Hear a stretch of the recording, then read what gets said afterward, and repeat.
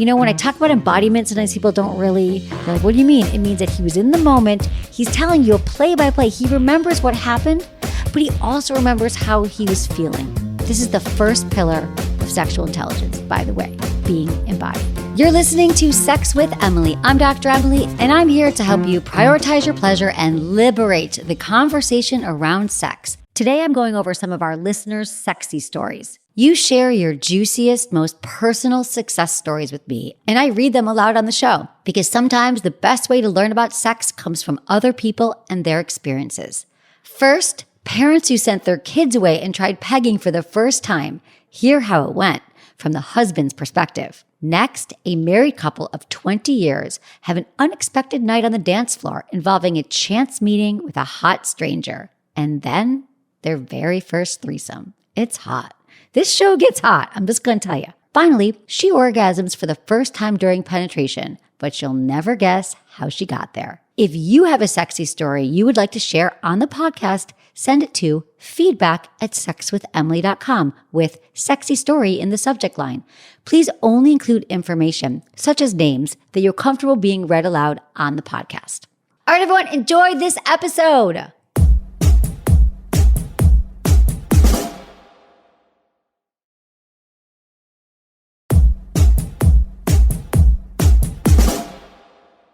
Dear Dr. Emily, I've decided to write a little update on my pegging journey.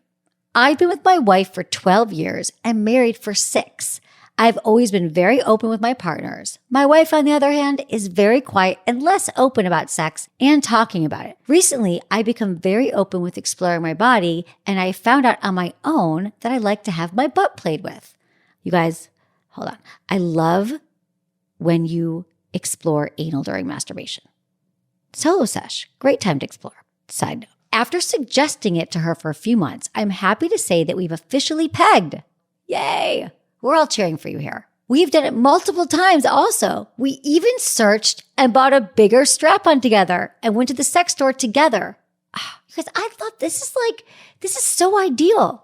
I love when you go shopping with your partner together for toys. We shipped the kids away and made a date night out of it. One day, I was just about to finish work, and she asked me to let her know when I was leaving.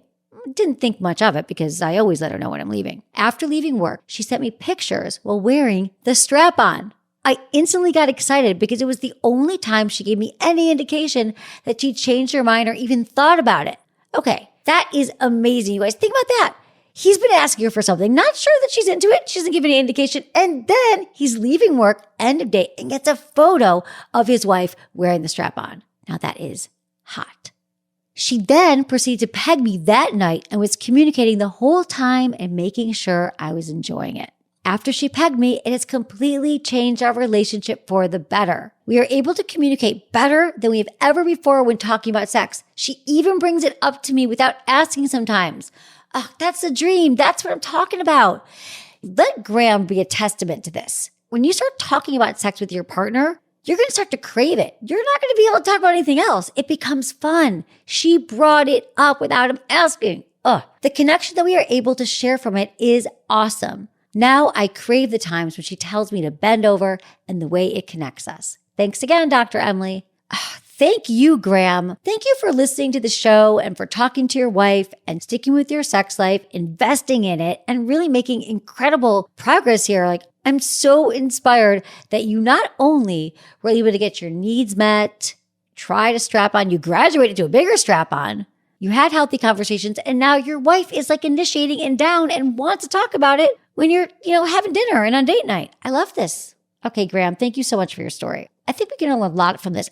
I do think that pegging is becoming a little bit more acceptable right now, or a little bit more, I don't want to say mainstream, but pegging, and if you don't know what pegging is, I feel like I often have to explain it if we've been listening, but pegging is when typically it is a vulva-owning partner that she buckles a strap around her waist and essentially she's wearing a dildo and there's different sizes and that straps on. So essentially it's like she has a penis and then she penetrates her male partner. And we all know the prostate can feel incredible when stimulated for so many penis owners. You can have different kinds of orgasms. It can be really intense. And this is a really vulnerable act too. Let me just say that men are so used to being the penetrator. They're the ones who are giving it. They're the ones who are like sticking it in things, right? And since boys are young, they're like, I'm sticking it in the apple pie. I'm sticking it in the wall. I'm going to glory hole. I'm sticking it all the holes. All her holes you're sticking it in. But men don't often get to be on the receiving end, to feel what it's like to receive, to be penetrated. And I'm telling you, giving up all of that control for your own pleasure and allowing yourself to receive is a whole new level of sexuality and frankly, humanity that we don't often talk about. I'm talking about straight men right now who don't usually experience this kind of penetration. Obviously, men in the gay community are more likely to experience this. They're not always switches. There's a lot of gay men who actually don't receive, who don't enjoy being bottoms, if you will. And I found that interesting as well. And just side note, a lot of men I've talked to about this let me know that there is still taboo for many in the gay community about receiving and about feeling that it is maybe feminine or it's not masculine enough, or maybe it just doesn't feel good. Obviously, not every sex act is for everybody. But I'm just saying, when you think about sex, you think about the psychology of sex and a lot of things that are keeping many of us from experiencing pleasure. I mean, the good thing about sex is that a lot of the challenges we have are in our mind. Like, it's not about our body. It's not about our penis. It's about our mind. And if we can work through shame or stress or traumas that we have around sexuality, then we can really learn to be present sexually and try things that maybe we'd normally not try for whatever reason, for whatever label we assign to it. But if you're just like, yeah, I got this prostate, might feel good when penetrated, let me try it, why not? I'm down for that. All right. Thank you for that inspiration, Graham. And in my book too, this is reminding me of stuff I talk about in the book, is like, we really can work through most of our sex challenges if we just understand what's holding us back, learn how to communicate about it, and find trusting partners. That's it. I would love to hear your experiences, no matter how you identify, no matter what kind of relationship you're in. I would love to hear from some more men, some more penis owners about their prostate experience. And definitely if you're in a gay relationship, straight relationship, any kind of relationship, I think it would be so helpful to know what is going on out there, what you guys have learned about your own bodies, even if it worked for you or didn't work for you, right? So we're all in this together. Let's all keep learning, okay? Okay, this is from Calvin, 39 in Alaska. Hello, Dr. Emily. My wife and I listen to you religiously here in Alaska. I am 39 years old and she is a few months older. We have been married for over 20 years and have been together since we were 16. Being together for so long at such a young age, we explored different parts of our sexuality together. So far, it's been an amazing ride and will only get better as we are starting on our journey of being empty nesters. You guys, empty nesters have their whole life ahead of them to just explore sexuality. On to the threesome. This was a couple years back and I was in the Army. We had discussed threesomes in the past, but only as pillow talk. It would really turn us on when we would fantasize about another woman joining us. One Saturday, we were particularly horny. The kids were visiting their grandparents in Georgia, and I had just returned from Thailand for military training. We couldn't keep our hands off each other. We had sex about 4 times that day up to this point. We decided to have a date night, which included dinner and dancing. My wife loves to dance. So after dinner, we headed to one of the best nightclubs here in Anchorage. Something about that night was different. It was carnal. Alcohol was flowing and bodies were sweaty as they moved on the floor. My wife and I took our place in the middle of the dance floor. As the music was pounding and the crowd thickened, a young lady that was dancing in front of my wife turned around and started dancing with her. My penis became erect as my wife and this stranger started to kiss while dancing. After the kiss, my wife looked up to me to apologize for not asking for permission, but I just nodded my head to say that it's okay. After the green light, her and this female stranger started to dance again. Into the 4th song, the lady started to whisper and dragged me off the dance floor. My wife pulled me to the side and said, "I like her. Is it okay if she comes home with us?" "Sure," I replied. On the way home, I drove while my wife and her new friend played in the back seat. I would sneak glances of kissing and nipple play in the rearview mirror. When we got home, the ladies went to separate bathrooms to freshen up. I grabbed a few bottles of water and Tylenol to put by the bedside as preparation for my wife having a killer hangover in the morning. The ladies came into the room and picked up where the car ride home had left off. Come on, Calvin. Did you write erotica? You guys, this is like erotica. This is hot. You guys with me here? All right, Calvin. I took this opportunity to freshen up myself. When I returned to the bedroom in my boxers, the ladies were naked and gently exploring the inside of each other with their fingers. When my wife noticed me, she invited me over. As I lay next to her, both of the ladies pulled down my boxers and started to give me oral. It was awesome. Then it turned into a learning experience. My wife looked at her new friend and asked, "Can you show me how you give blowjobs?" At this point, I felt more like a live demonstration doll than a person. Hot, Calvin. What a good night. They played and licked my penis like a newfound toy while asking me, "How does this feel?" This went on for several minutes before the action picked back up. I needed to be inside my wife so badly that my back was aching. As she went down on her friend, I slid my penis into her and it was amazing as always. While thrusting from the doggy position, the sight was amazing. My wife's face between her friend's legs and her friend with her eyes closed, moaning. Calvin, you're a great listener here, but I'm just going to keep reading because don't you guys want to know what happened? But Calvin. All right. I reached over and started manipulating my wife's clitoris until she came. She then pushed me back, grabbed and put a condom on me, and guided my penis into this other woman. I was excited, but terrified. I'd only had sex with my wife. I was afraid of not performing well, and I was afraid of hurting my wife. I love that Calvin's vulnerable in the moment of heat and eroticism. Calvin, you're so in touch with your primal sexuality and your vulnerability and your wife's into safe sex. I'm so down. You seem very embodied, Calvin. And when I talk about embodiment, sometimes people don't really, you're like, what do you mean? It means that he was in the moment. He's telling you a play by play. He remembers what happened, but he also remembers how he was feeling. This is the first pillar of sexual intelligence, by the way, being embodied. My wife noticed my face and hesitated, and she ever so gently bit me on my earlobe and whispered, "It's okay. I want this." I then got out of my head and allowed myself to be immersed in the experience.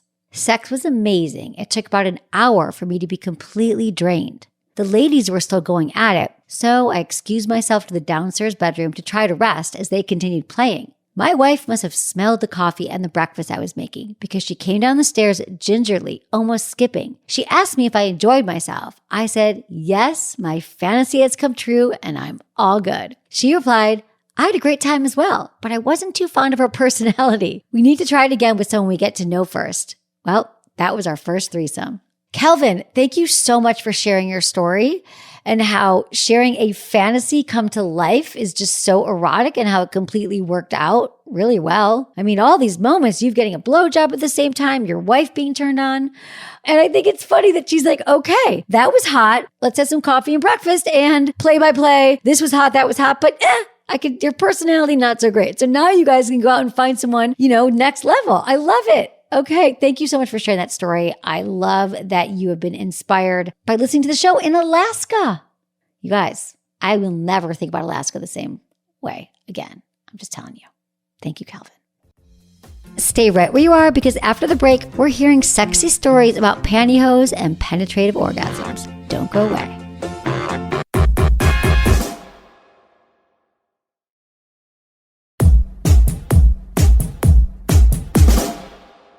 Hi, Dr. Emily. I've been listening for about 5 years now. I appreciate the work you're doing and sometimes fantasize of working in the industry, uplifting individuals. Oh, Jasmine, I highly, highly recommend it. I love hearing that there's so many people now who are interested in working in this space. We need more and more people. I love it. I recently had a breakthrough sexually, and I would love to share what has worked for me. But first, I'd like to share how I masturbate, out of curiosity if there are any others who tickle their fancy this way. At the age of about 8 or 9, I could remember laying in bed on my side, facing the wall, almost in a fetal position. I pressed my knees together. I could feel my lips pressing against each other. The tighter I'd squeeze my legs, the more I would rock back and forth, the harder and larger my clit would engorge. Love that you noticed this at 8 or 9 years old. Because this is what happens. This is why I always tell y'all, get a mirror, look between your legs when you're masturbating and see how everything blossoms and swells like a beautiful flower, like a Georgia O'Keeffe painting. Check it out. I rocked back and forth as the pressure continued to build until eventually I came. It was such a great release. I just sat on the bed as my sweat cooled, in awe of what I'd just done to myself. For the longest, this was my primary method of masturbation until my late teenage years when I discovered a discreet website for toys where I purchased a couple vibrators and a plug. When I began engaging in sex, it was exciting, immensely erotic, and exhilarating. But that wore off fast when I realized I wasn't getting off. Self-pleasure always resulted in orgasm, and it was pissing me off that I was becoming more immersed in sex and getting even less pleasure out of it. But the thought of voicing this to a guy who was inside of me crushed me. I was not only fearful of coming off as critical, but unsure how I wanted to be touched and handled. I just knew that it felt good to be caressed, held from behind, and have a dick inside me. After a somewhat medically induced 6-month streak of celibacy, I came close to climaxing with a man inside me, until I felt shame for the thoughts I was having and the waves began to fizzle. I'd gone through a boyfriend and a few flings before meeting my child's father, and long story short, things hadn't gotten better for my sex life. In fact, they'd gotten worse. I'd become involved with an emotionally abusive, bipolar, premature ejaculating alcoholic. Wow. That's a lot, Jasmine. 4 years into the relationship, I'd lost all hope of ever coming with this man. I'd asked for more foreplay, oral, attentiveness, and gotten it even sometimes, but in short bursts that left me wanting more. I resented him for not putting me first sexually, and even more for cheating on me. These blockers and many more were wedged in my mind. Of course they were. This makes sense. I'm sorry. This sounds really, really challenging, Jasmine. Thank you for sharing this. You know, I just want to say that these things happen to us and we think we just move on sometimes or like we forget about it. But when really transformative, intense, and sometimes traumatic things happen to us sexually, unfortunately, we can't help but bring them into the bedroom the next time we're in the bedroom and for years to come. You know, of course, unless we work it through and we understand and go to therapy. The day I came, things were different. In fact, almost a year or so before I began voicing how I felt, instead of putting my feelings aside to avoid arguments, I no longer allowed him to blame his minor woes and mishaps on me. I expressed that I saw him as selfish for not doing me how I felt I should have been done. I expressed that I needed foreplay and to feel wanted and him fully present during sex. I eventually stopped putting myself second to the man in my life and began rejecting him occasionally and expressed how having sex with him made me feel like just a warm hole. So that day, when he jumped up to the restroom in what seemed like a rage after I declined sex, I assumed he'd jerk one off and was coming to lay down and go to sleep when he laid back down and reached his arm around me. He began caressing my vulva delicately as though it was his own. This got me charged as I felt a major difference in his style of touch. This went on for about 20 minutes. I was juicy, and when he asked me to get on his dick, I couldn't wait. I soon dropped from squatting to a riding position, which allowed me to grind my pubic bone and clit against him. It felt incredible as I grinded, my breathing became deeper, and the waves of pleasure came in heavier. I continued grinding up and down his dark, endowed shaft as he buried his face in my breasts. This sent tingles through my lower regions. I looked down at him as he sucked my breasts with his eyes closed as though he was in his own heaven. I even had quick thoughts flash, oh, he loves breasts. I bet he looks at her breasts. I could feel the pleasure slipping away as I would think of the thought of him cheating. But then I let go and imagined what he would look like with his head buried between her breasts as he sucked mine. I kept breathing and riding and envisioning him with her and watched him suck my breast with his eyes closed until I came aloud, waking the stepson and the neighbors unapologetically because finally I had gotten mine. Oh my God, this story is amazing. Congratulations. She got her orgasm. Yeah, wake up the neighbors. I'd wake up the neighbors. Oh my God. Congratulations, Jasmine. I love the story. I think the most important advice that I've been given from you is to be honest. Had I continued to bite my tongue and allowed my partner to literally continue to use me as a cum dumpster, I'd still be coming alone. I would have sworn he didn't know how to touch a woman until one day he touched me just right. The breathing techniques got me there as well. I'd been practicing them with masturbation, and I've lengthened and intensified my orgasm.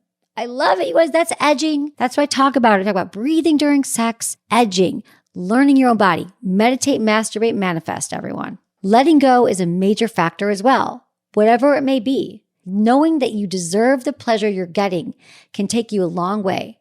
But most importantly, don't ever give up. And I know that although finding the ability to come from penetration may feel like it completes me, it does not. Thanks. Wow, Jasmine, what a journey we just went on. I'm so moved by your story. I think we can all learn so much from this journey.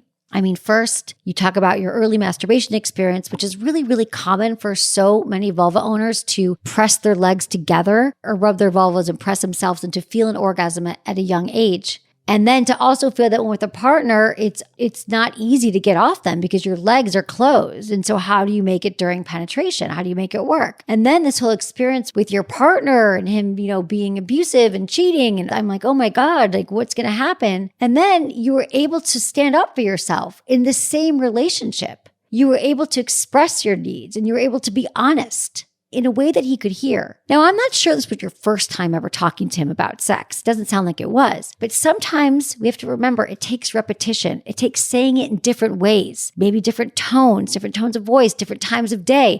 Something that you said that time, he was able to hear you and realize, I love her. I care about her. I want to find a way to give her pleasure. And he started slowly caressing your vulva, which is how a lot of vulva owners are going to get there. We're not going to get there by penetration. We need to be warmed up. We need to be turned on. So it makes sense that when you got on top, you were able to move in a way that stimulated your clitoris and your vulva because you had already been stimulated and turned on. So he did that foreplay practice that we talk about of arousing you, you're turned on, and then when you got on top, you were grinding your pubic bone against his. I want to remind you that the G-spot is very close to the clitoris, and in fact, my belief that it's all clitoral network nerves, inside, outside, and so it's not so much about the penis going deep inside her, it's about you being on top and grinding, right? And knowing what felt good. That's one thing. And then you even talked about how your mind was wandering, which is probably one of the most common questions I hear from people is that why is my mind wandering during sex? How do I get turned on? What do I do? And how do I get back to the moment? I love how you so artfully explained how you were able to lovingly guide yourself back to the present moment and then incorporate this other woman that he was cheating on you with into your fantasy. And it all became hot. That is what I'm talking about. Dissolving the ego, being present with what is, being embodied, and breathing. Gosh, I love all your breathing techniques too, because when we breathe, it allows us to be very present. It allows us to feel our body. Our breath is circulating down to our pelvic floor. I love all of this. And remember that cheating doesn't have to mean the game is over either. Couples can move through this. I don't know where your relationship is now, Jasmine. You did end saying having this orgasm with my partner doesn't completely. Maybe you left him. I don't know what happened. But I do love that you were able to prioritize your pleasure on your own time and you figured out what you needed physically, emotionally, spiritually, all of it. So I so appreciate you sharing that story. I know that inspired so many others. Okay, that was so fun. I love hearing your success stories. Thank you for sharing them all with me. This is just such a gift. And I'm so grateful for all of you for being so real, so vulnerable, so honest, and sharing, all of your deepest, most erotic moments. And your success stories about how the show has helped you. It just means so much to me and my entire Sex with Emily team. I love you all. I appreciate you. If you would love to share any stories, what you've learned, and of course your questions, you can send them to feedback@sexwithemily.com.